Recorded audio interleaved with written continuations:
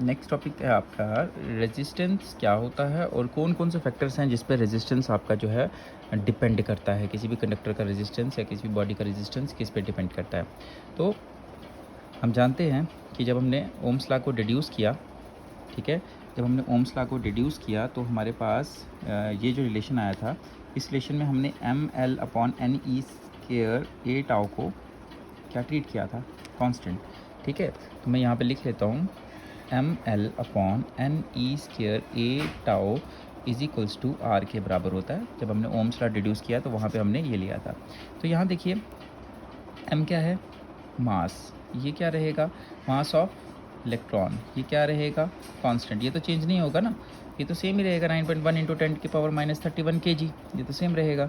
n क्या आ गया, number of electrons, ये भी क्या रहेंगे, फिक्स। अब ये तो चेंज नहीं होंगे ना किसी कंडक्टर के अंदर नंबर ऑफ इलेक्ट्रॉन्स, है क्या। इसके अलावा क्या आ गया, ई क्या आ गया, चार्ज ऑन इलेक्ट्रॉन, ये भी क्या है, कांस्टेंट। चार्ज अपने आप कम ज़्यादा थोड़ी होगा, एक इलेक्ट्रॉन के ऊपर 1.6 इंटू 10⁻19 कूलम चार्ज उतना ही रहेगा। तो देयरफॉर मैं लिख सकता हूँ R इज इक्वल्स टू, यहाँ पे M को छोड़ देते हैं, ठीक है, N को छोड़ देते हैं और जो आपका E है इसको भी छोड़ देते हैं, तो बचा पीछे L/A टाउ।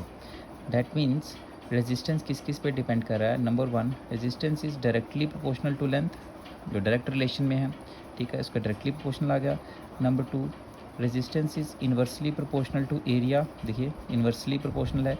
इन्वर्स रिलेशन में क्या होता है, एक चीज़ बढ़ेगी दूसरी घटेगी, एक घटेगी तो दूसरी बढ़ेगी। डायरेक्ट में क्या होता है, एक बढ़ेगी तो दूसरी भी बढ़ेगी। And number 3, R is inversely proportional to relaxation time. और इसके अलावा रेजिस्टेंस डिपेंड करता है, डायरेक्टली डिपेंड करता है टेम्परेचर पे। टेम्परेचर जो है वो किसी भी अगर बॉडी का बढ़ेगा तो नंबर ऑफ़ कोलिजन्स बढ़ जाएंगी, नंबर ऑफ़ कोलिजन्स बढ़ेंगी तो आपका रेजिस्टेंस भी बढ़ जाएगा। ठीक है, तो रेजिस्टेंस होता क्या है, हम कह सकते हैं resistance is the opposition to the flow of current. Current के रास्ते में आने वाली रुकावट को ही हम क्या कहते हैं, रेजिस्टेंस कहते हैं। रेजिस्टेंस किस वजह से पैदा होता है, देखिए यहाँ पे रेजिस्टेंस कोई बाहर से कोई जादू नहीं है, इट इज़ नॉट अ कोई एक्सटर्नल थिंग दैट जो इफ़ेक्ट करेगी करंट को। मान लेते हैं ये हमारे पास इलेक्ट्रॉन है, ठीक है, हमने जब इस कंडक्टर को पोटेंशियल लगाया तो इलेक्ट्रॉन्स यहाँ से मूव करेंगे ना, बहुत सारे इलेक्ट्रॉन है, एक थोड़ी ना होगा। कोई इलेक्ट्रॉन इधर जाएगा, कोई इधर जाएगा, रेंडमली। इलेक्ट्रॉन की कोई पर्टिकुलर डायरेक्शन थोड़ी ना है। हालांकि इससे जो होगा, इलेक्ट्रॉन को पोटेंशियल लगाने से इलेक्ट्रॉन को इस तरह से इस तरफ जो है फोर्स लगेगी, लेकिन जब वो इलेक्ट्रॉन इस तरफ जा रहे होंगे तो ये आपस में टकराएंगे। सपोज करो ये इलेक्ट्रॉन आपस में टकराया, जैसे ही एक इलेक्ट्रॉन इसके साथ टकराएगा तो आपको पता है कोलिजन होगी, 11th में हमने पढ़ा है कोलिजन। तो कोलिजन से क्या होगा, इसकी एनर्जी लॉस्ट हो जाएगी। ठीक है, जब एनर्जी लॉस हो जाएगी तो ये थोड़ी देर यहाँ रुक जाएगा, फिर से ये दोबारा से एनर्जी गेन करेगा और आगे जाएगा। तो इसके साथ टक्कर होने के बाद का वो टाइम, दो इलेक्ट्रॉन्स के बीच में वो टाइम जिस दौरान इसकी किसी से टक्कर नहीं होगी, उसे रिलैक्सेशन टाइम कहते हैं। तो ये रिलैक्सेशन टाइम जो है, ये अगर कम होगा तो करंट कम फ्लो करेगी, तो हम कहेंगे रेजिस्टेंस ज़्यादा है। तो रेजिस्टेंस का मेन जो रीज़न है वो क्या होता है, कोलिजन ऑफ द इलेक्ट्रॉन्स। ठीक है, तो जितनी ज़्यादा कोलिजन्स होंगी उतना ज़्यादा रेजिस्टेंस, उतनी कम करंट फ्लो करेगी। This is the main reason for resistance, किसी भी बॉडी में रेजिस्टेंस क्यों होता है। ठीक है, तो रेजिस्टेंस जो है इसकी वजह से हो गया। दूसरा, अगर किसी बॉडी में इलेक्ट्रॉन्स किसी रीज़न से नहीं फ़्लो कर पा रहे हैं तो वो भी रेजिस्टेंस का रीज़न है। फॉर एग्जांपल अगर हम वुड की बात करते हैं तो वुड में क्या रहेगा, आपके वैलेंस बैंड से कंडक्शन बैंड में इलेक्ट्रॉन जा नहीं पाते हैं, फॉरबिडन गैप बहुत ज़्यादा होता है, तो हम उसको भी कहते हैं कि उसमें भी रेजिस्टेंस है, वो बॉडी जो है वो फ्लो करंट को नहीं कर पाती है।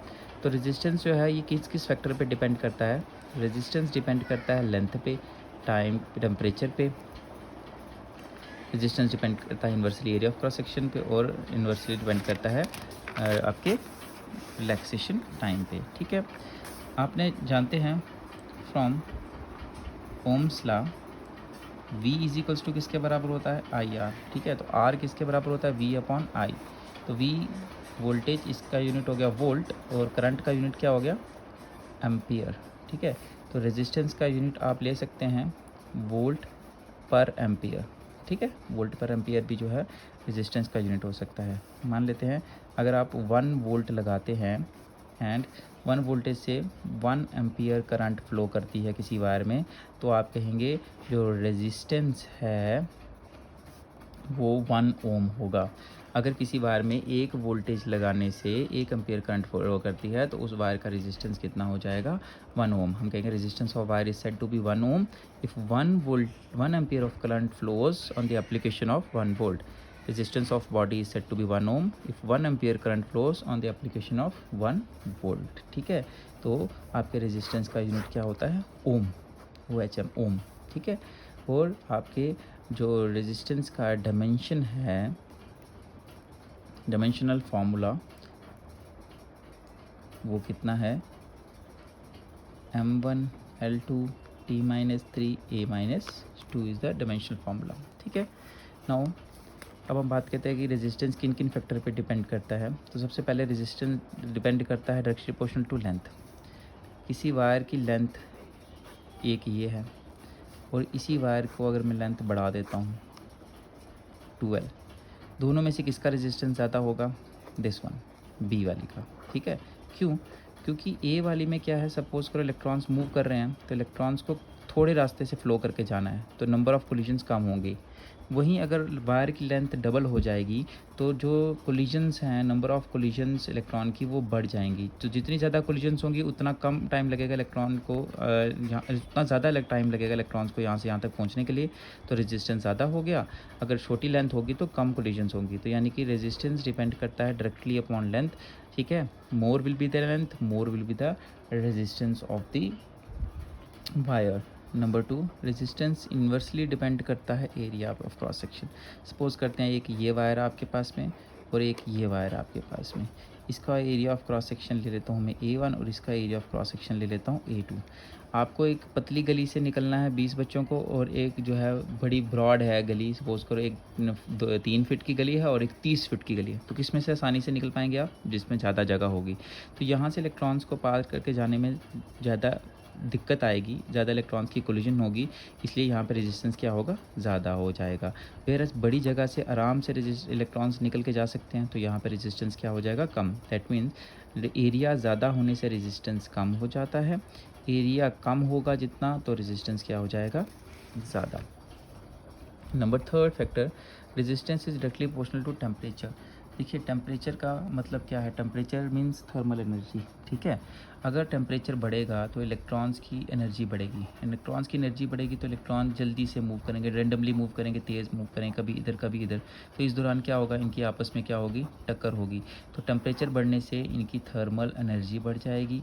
थर्मल एनर्जी, अब किसी चीज़ को ताकत मिलती है तो वो जल्दी जल्दी मूव करेगी, ज़्यादा काम करेगी, तो ज़्यादा मूवमेंट की वजह से ज़्यादा कोलिजन होगी और रेजिस्टेंस अल्टीमेटली कोलिजन से क्या होगा? मूवमेंट में लॉस हो जाएगा और रेजिस्टेंस बढ़ जाएगा। तो टेम्परेचर का इफेक्ट क्या है? More temperature more resistance, less temperature less resistance. जैसे जैसे आप टेम्परेचर कम करते हैं रेजिस्टेंस कम होता जाता है।